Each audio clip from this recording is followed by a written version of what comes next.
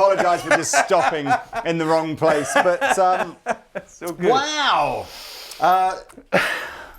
Hello. Happy Hello, Monday. everyone. Welcome to another episode of Acoustic Paradiso with the wonderful Ben Smith. Pleasure to be here. Of bensmithguitars.com, I believe, isn't it? Ben Smith guitar. Oh, guitar. Only one at a That's time. right, because there's another Ben Smith with guitars.com, isn't there, from memory? But, yeah, who lives quite close to me. Wow. Anyway, get you the go. right Ben. Get the right Ben Get Smith. the right Ben. Now, almost a year ago to the day, Pete and I did a video on the Fender Acoustasonic, the Acoustasonic Telecasters. And they were... The success of those guitars completely took Fender by surprise. I think something crazy, like, 4 or 5 times as many guitars got ordered as they had anticipated being ordered. And one of the things they decided to do towards the end of 2019 was sex it up a bit, with some much more interesting and exotic timbers used on the guitars. And we have 3 of them here today. So we're probably not going to spend a great deal of time talking about the spec on these guitars because it's all, electronically, it's all the same as the video that I did. But Ben, what is that beautiful looking guitar there made from? If I am correct, which I hope I am, this is a Cocobolo top with a white limber back and neck, I think. It is, yeah. The same thing. It's pretty. Never heard of white limber as a timber before. No, me either. Nope. So this, and I apologise apologise to all you tree experts. What's a tree expert? An arborist? Would that Could be? be. Right? Good word. I apologise to all you arboreal experts, but I think this is pronounced Ziricote. I think so. Or if it's not got on sort of inflection on the E, just Ziricote. And that's what this very dark, heavily figured piece of wood is on the top. And then we have this black limber neck and body, which, as I said, if you get it in the light, it's got a bit of flame in it as well. It's the black limber looks really... I mean, the white limber's good. I really like you can see all the grain really well on the black limber. Which is cool. And the really pretty one, which I think they've also gloss coated to just really make the finish pop, is the Koa one, which is a Carina neck and body. It feels a little lighter as well, but with this Koa. Do you know the story about the regulations around using Koa for commercial use? No. So Koa only grows on Hawaii. It's an indigenous Hawaiian thing. It's protected by the government, and you are only allowed to harvest trees that naturally fall over due to the weather or old age and stuff like that. So I think when they get like a tree that sort of looks like it's on the bend, everybody gathers round, and as soon as because it's worth an absolute fortune. Like hundreds and hundreds of thousands of dollars to just one tree. It is That's a super absurdly pretty bit of pretty wood, for making pretty things out of. Whether it's got any tonal properties, I don't know, but it's just very, very pretty. On a guitar like this, possibly negligible tonal difference. Beyond negligible. Yeah, I would have thought so. What's the next step? Non-existent, I think, is probably the... So the electronics are a collaboration between Fender and Fishman to do some pretty advanced electronics in here, although it doesn't work exactly how you might expect. So the idea of, a tone and a volume is not correct, right? So its volume is the front one. The back one is your blend between acoustic models. So the idea being is in each position of this switch, all the way forward is one acoustic tone or one tone. It's a bit different when we get to the back, so bear with me.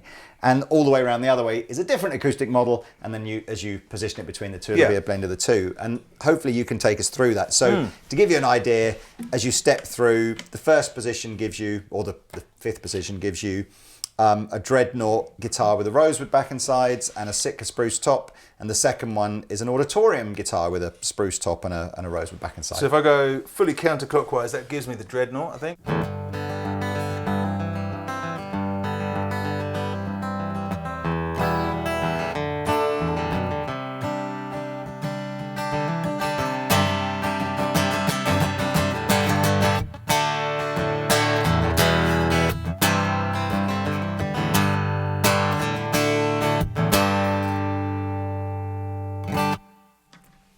And then so shall I turn it around? All the way around to the auditorium.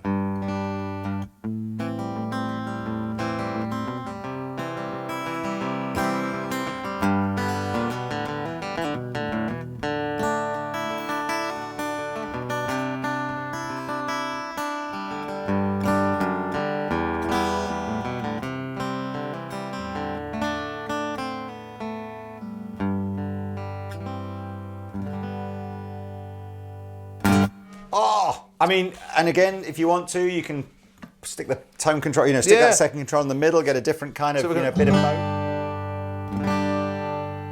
Just kind of bleeding from one to the other. Next position is going between a small-bodied maple guitar with a spruce top and a dreadnought-sized guitar with a mahogany back and sides and a spruce top. So I guess D18 kind of vibe. Yeah, so small.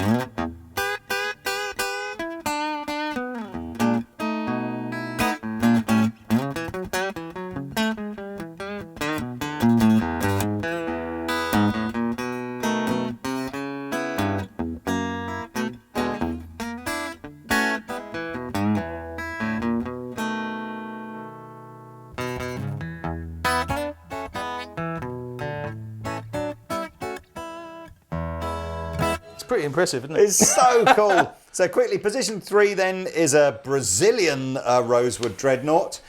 So as soon as you get to this setting, make sure you've got the correct CITES certificate to be able to play that.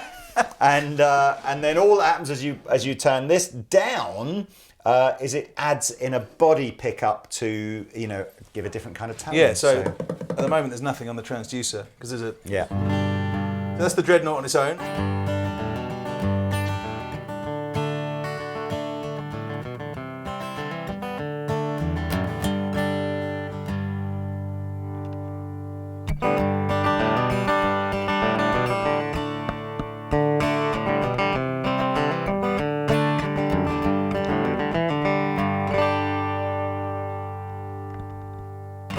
Fabulous. Penultimate positione, we have a spruce top mahogany dreadnought, so we're back to like a D18 again. But once again, we are blending in we're now blending in the electric pickup. I guess I don't know. Is it almost like a John Lennon-y kind of I guess sound so. hole kind of pickup thing? Let's have a listen. So this is the dreadnought on its own.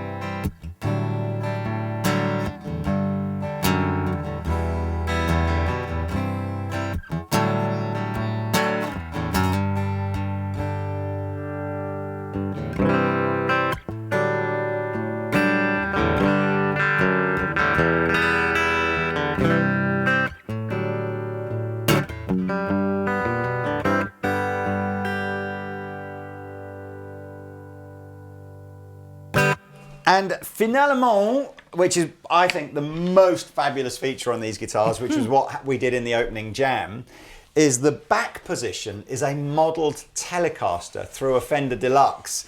And the second control, the tone control, is your sort of gain control. So how gainy do you want that sound to be? But it's just wicked. So if I start clean... Yeah. So that...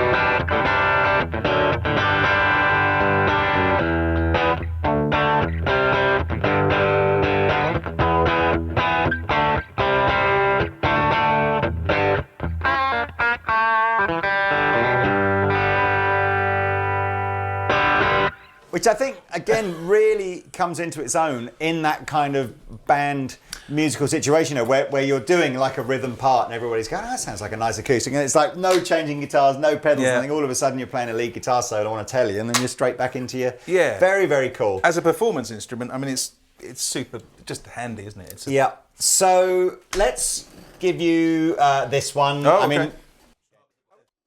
So really not expecting any tone difference here, because I guess most of the sound on these guitars is kind of coming from this sort of emulation anyway.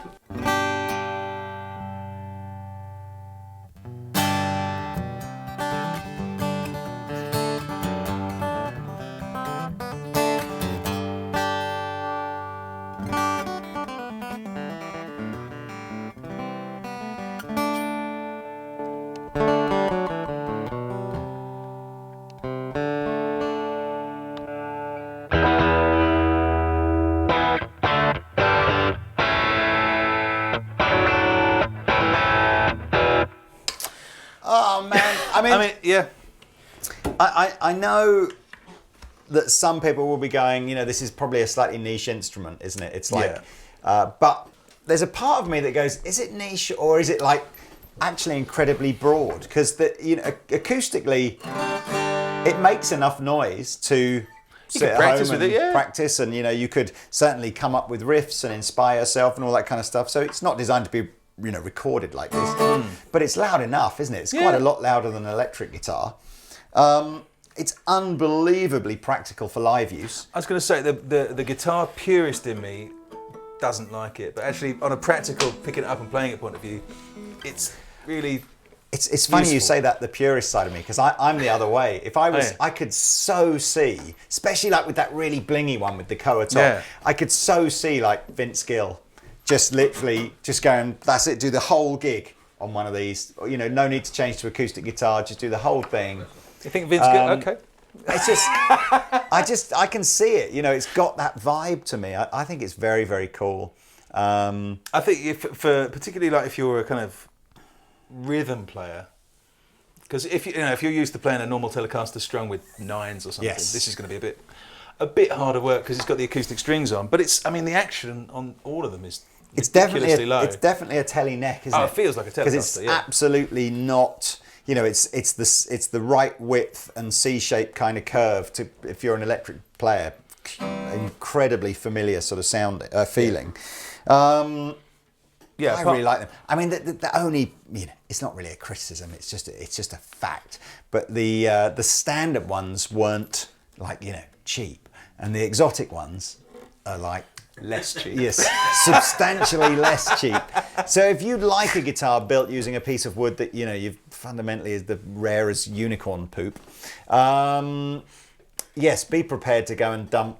I mean, depending on whether you want to go fairly fancy or really fancy, decides which side of $3,000 this guitar's going to cost you. But, you know, beautiful hard case, a nicer hard case than you get with the standard models, and very, very limited. You know, there's just dozens of these, you know, as opposed to thousands of the other ones. Me like it. I was going to say I think it's the kind of thing where if you like it, you're going to really like it. Do you know what I mean? Yeah. Well, come on, YouTube. I mean, it's there's no contest here, is there? It's like, if you could afford it, it's the Koa one all the way, isn't it? Or maybe I like that one. Do you? Yeah. But I like the fact that that's gloss, whereas these sort of feel a little bit more understated, but they are very, very cool. Anyway, look, if you want to see Pete also making some magic noises out of the Acoustasonic guitars, search for that on YouTube. There's a video's about a year old now, but nonetheless still sounds great. Don't think there's anything else to say, is there, Ben? No. Well, there we are. Pretty guitars. Excellent. Enjoy the rest of your Monday. Please like and subscribe, and we'll see you next week. See you then. Au revoir.